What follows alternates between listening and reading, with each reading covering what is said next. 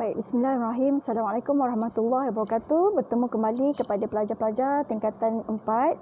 Apa khabar? Diucapkan kepada semua. Ustazah harap semuanya berada dalam keadaan sihat walafiat bersama keluarga. Baik, sementara kita belum naik ke sekolah, kita akan meneruskan lagi PDPR kita insya-Allah. Jadi hari ini Ustazah ingin masuk kepada bahagian sains tingkatan 4. Okey. Baik, ini adalah buku teks. Kalau boleh semua download dulu dan kalau siapa yang tak ada beli buku teks boleh dapatkan di luar, ataupun kalau tidak pun awak boleh download dahulu. Okey, baik, insya-Allah kita akan masuk yang pertama. Okey.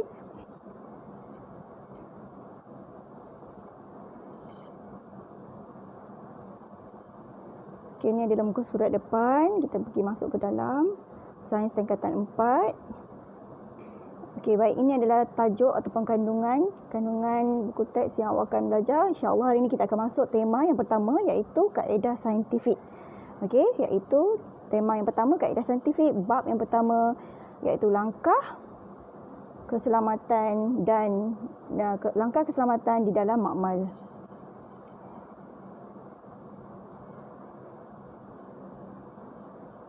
Ini awak boleh baca sendiri, tengok topik-topik awak akan belajar tahun ini insya-Allah. Baik, kita baca pendahuluan sendiri. Okey, kita boleh teruskan insya-Allah.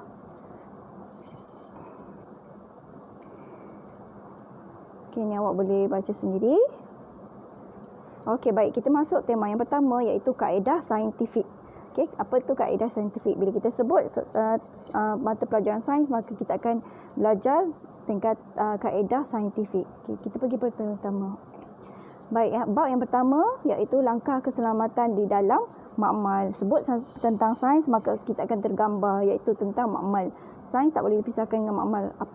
Mana-mana aktiviti sains kita akan jalankan di makmal, dan Ustazah rasa kamu semua dah tahu dah apa itu makmal kan.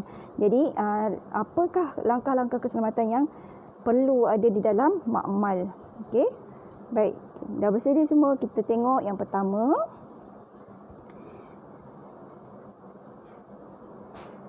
Baik, ini adalah peralatan perlindungan diri. Okey, peralatan perlindungan diri. Okey, peralatan perlindungan diri yang pertama kita ada Google. Okey, dalam makmal kita disebut sebagai Google cermin mata tu, iaitu apa fungsi dia, iaitu melindungi mata daripada terkena bahan kimia berbahaya seperti asid, bromin, amonia dan logam reaktif. Okey, mari kita tengok seterusnya apa dia. Barang yang seterusnya ialah peralatan seterusnya ialah topeng muka. Topeng muka ni tujuannya adalah untuk apa? Melindungi hidung dan mata hidung daripada terhidu bahan kimia yang sengit dan mudah meruap serta debu. Okey.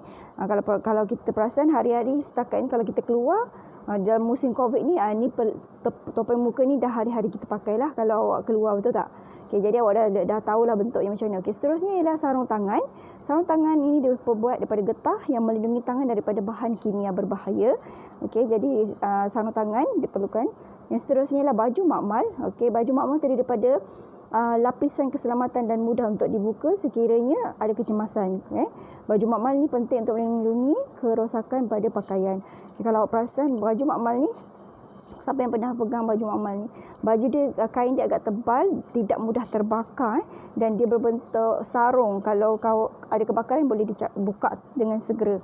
Okey, baju makmal. Okey, baik, seterusnya ialah kasut yang bertutup. Okey, kasut bertutup, kalau awak lihat kat situ, kasut bertutup adalah bertujuan untuk perlu dipakai ketika berada dalam makmal. Fungsinya adalah untuk melindungi kaki daripada tumpahan minyak kimia dan serpihan kaca.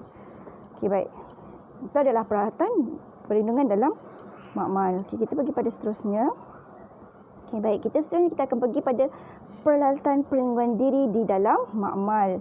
Okey, selain daripada pakaian yang kita pakai tu, peralatan yang direka cipta di dalam makmal juga mempunyai fungsi-fungsi keselamatan. Okey, yang pertama kita akan pergi pada kabinet. Okey, kabinet aliran lamina. Okey, kabinet ini digunakan untuk mengelakkan kombinasi semasa aktiviti berkaitan dengan mikrobiologi dilaksanakan. Okey, seterusnya penyiraman kecemasan, iaitu penyiraman kecemasan digunakan untuk membersihkan dan membilas bahagian badan atau pakaian yang terkena dalam bahan dengan bahan kimia. Macam air pancuk tu lah. Okey. Seterusnya pembilas mata. Pembilas mata digunakan untuk membilas dan mencuci mata yang terkena bahan kimia dengan segera. Dan yang terakhir, di dalam amal juga terdapat kebok wasap, iaitu digunakan untuk menjalankan eksperimen yang menggunakan bahan yang mudah meruap, mudah terbakar, beracun dan menghakis dan berbau. Okey. Baik, itu adalah peralatan perlindungan diri dalam makmal. Jadi setakat ini itu yang untuk pelajaran hari ini. Saya harap insya-Allah mudah saja. Yang awak perlu fahamkan baru yang awak perlu tahu. Okey, jadi sebagai latihan dan tugasan itu hari ini saya minta awak buat tugasan formatif, praktis formatif 1.1. Okey, tolong buat praktis formatif 1.1 dalam buku sains. Okey. Baik, sampai sini dulu. Assalamualaikum warahmatullahi wabarakatuh.